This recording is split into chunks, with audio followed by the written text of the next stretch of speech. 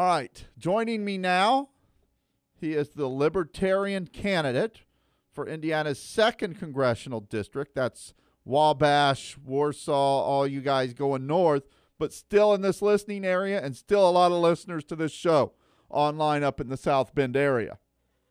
Joe, welcome to the Gary Snyder Show. Hey, thanks for having me, Gary. I guess my first question to you, and just think very hard before you answer this. Can you ever have too much pizza? I don't think that you can. You should be elected right now. They're great. Well, hey, I want, since it's your first time on the show, I want you to take a few minutes, introduce yourself to our listeners, tell people who you are, what you do, and why you want to be their next congressman in the 2nd District. All right. My name is Joe Ruiz. I'm 27 years old. I live in Mishawaka. I have a wife, Mickey, 2 children. One is 3. Her name is Cameron. One is 1, and his name is Jensen. And I'm running for office because, for the last 6 years, I've worked with kids, and I've been kind of putting just kind of my passions to work here in the community, and that's just working with families and with the people surrounding me. And, man, the decisions that I see coming out of Washington, I get the impression more and more that they really are self-serving, that they don't care about the people, and that's evident by the policies that are made. And I believe in freedom. I believe in individual liberty. And because I care about people, I am now taking that passion that was once just working on a one-on-one basis with the kids and the families here in District 2, and now I want to take that and I want to make it something even bigger so that I can help to a larger extent. So what made you choose the 2nd Congressional District, run for Congress versus something maybe a little more local? Well, I just happen to follow national politics quite a bit, and I'll sit in front of the TV, and I'll yell at the major news outlets kind of like I'm watching the Super Bowl game. And it's just something that I'm passionate about and something that I feel like they need a rational voice in Washington, someone to make decisions that are more along the lines of simpler and limited government, and, I can be that guy. So why the Libertarian Party and not one of these other parties that kind of, I don't know, when you take a look at it, a lot of the same about them? Well, they've had the chance, those other 2 parties. They've had a chance to be part of the solution and not part of the problem. And time again, they have failed to do the right thing. And time again, they've showed us that they're more about their own political interests and less with the interests of the people. And so I think it's time that people kind of give up that 2-party system, and they kind of shed that we have to do it one way or the other kind of mentality, put their interests into a third party. Let's rise up. Let's do something in the interest of the people. And I think that's what the Libertarian Party, the 3rd largest party in the United States, is capable of. And I think that the time is now. Now, I want to get into this a little bit because you have been, I'm not going to say barred from the debates up there, but the Republican running, and a lot of people maybe look at her as the front runner, although when you take a look and read a lot, maybe that status isn't quite as strong as it once was. But she's refusing to debate in a lot of these debates that you are included in. Go into that a little bit and tell us why you think she will not debate you if you're on the stage at any of these debates, especially, and I want to focus in on the one on WSBT up there because they seem to be the ones leading the charge to get you off of the stage in a televised debate.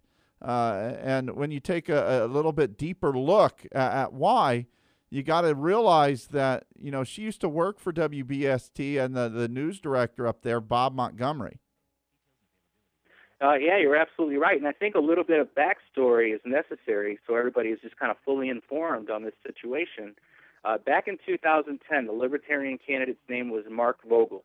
He was included in all of the debates, and he didn't raise very much money, and he was still able to pull off 9,000 votes in District 2. And that was either because people thought he's the best choice, or people were just so disenchanted with Republicans and Democrats then that they decided that voting for the third-party guy was the best way to go.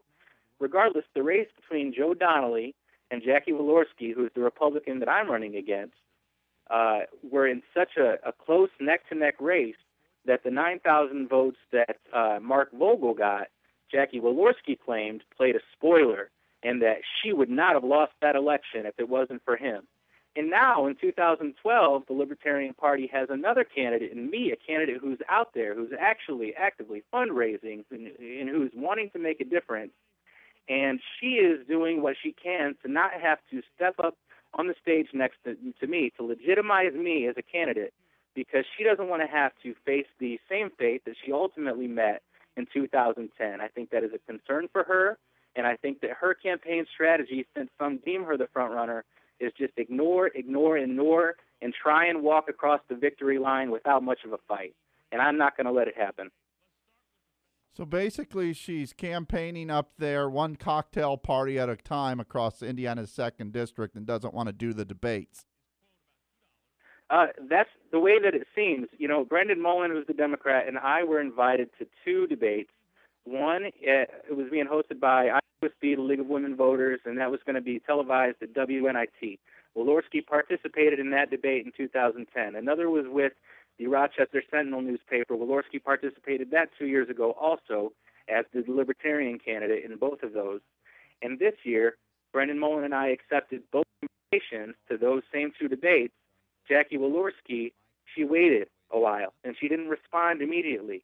But then last Monday sometime, she put out a press release, and she said she was going to be taking part in 2 debates, one with WSBT Radio, one with the Wabash Chamber of Commerce. Wabash Chamber of Commerce one hadn't even been ironed out in terms of details yet. We didn't even know if it was going to happen, and neither did Wabash. They had not yet organized a moderator or anything else that was necessary to the debate, and they hadn't sent out any official information. So how Jackie's campaign got wind of that and jumped the gun, I'm not sure. But the WSBT Radio one, I had not yet been invited to.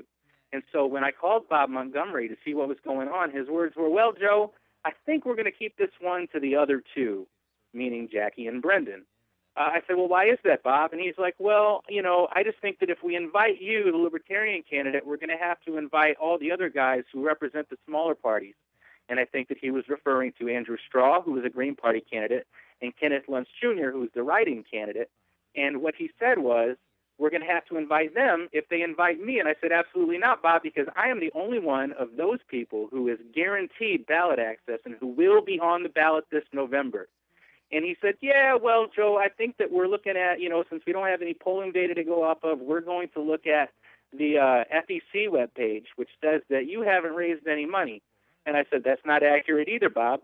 Well, let me just interrupt, Joe, because is it a prerequisite to run for Congress or to run for any elected office that you have to go out and raise money? Do you have to buy your way on a debate stage now? Is that what we're getting down to?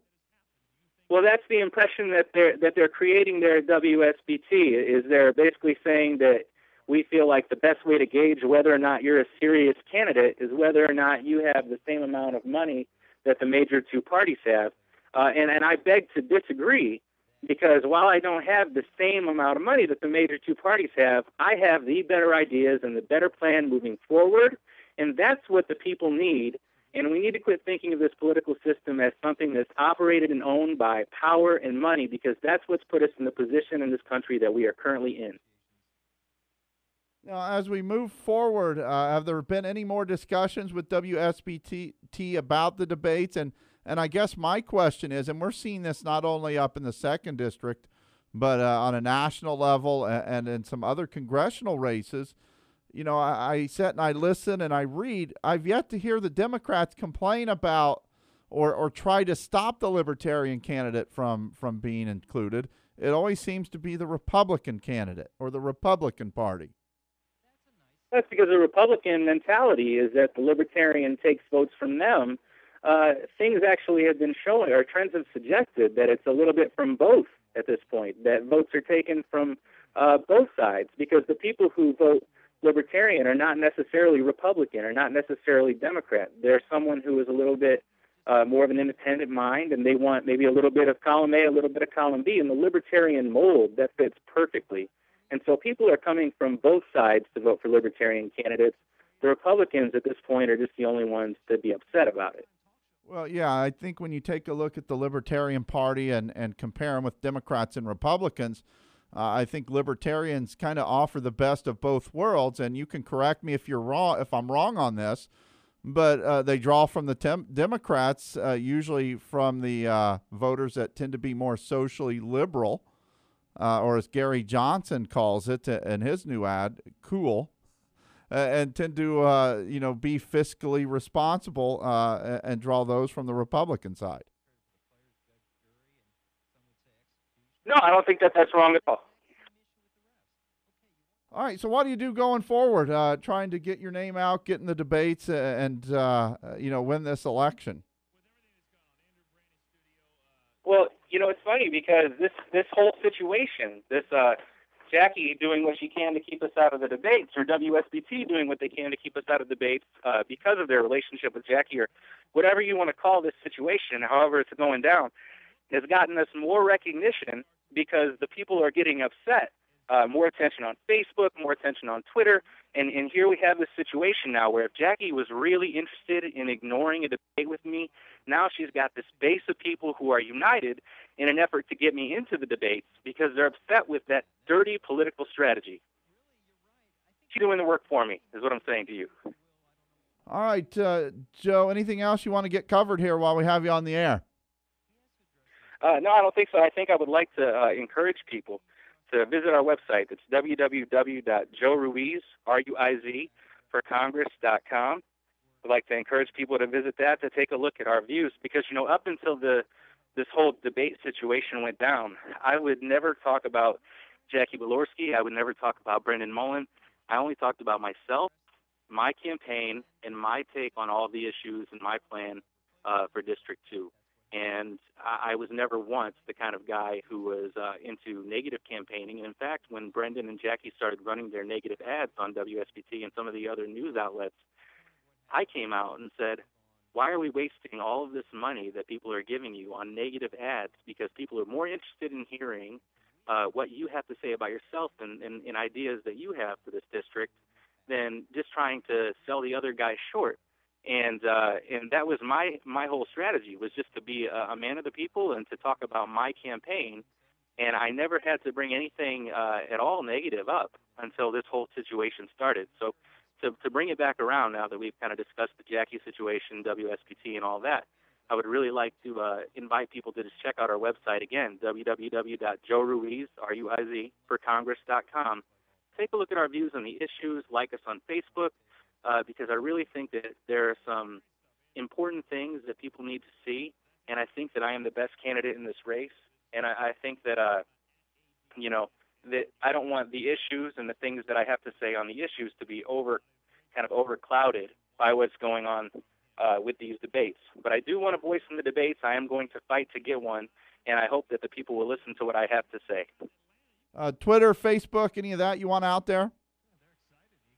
Oh, yeah. And will you be able to post a link on your website to our Facebook and our Twitter? I sure will. Oh, excellent. All right. It's facebook.com/Joe Ruiz for Congress, and they can check that out also. And if they go to the website, then they can also, there's a link to the Facebook and the Twitter on there. Thanks a lot, Joe, and good luck, and we'll talk soon. Thanks for having me, Gary. You're listening to The Gary Snyder Show.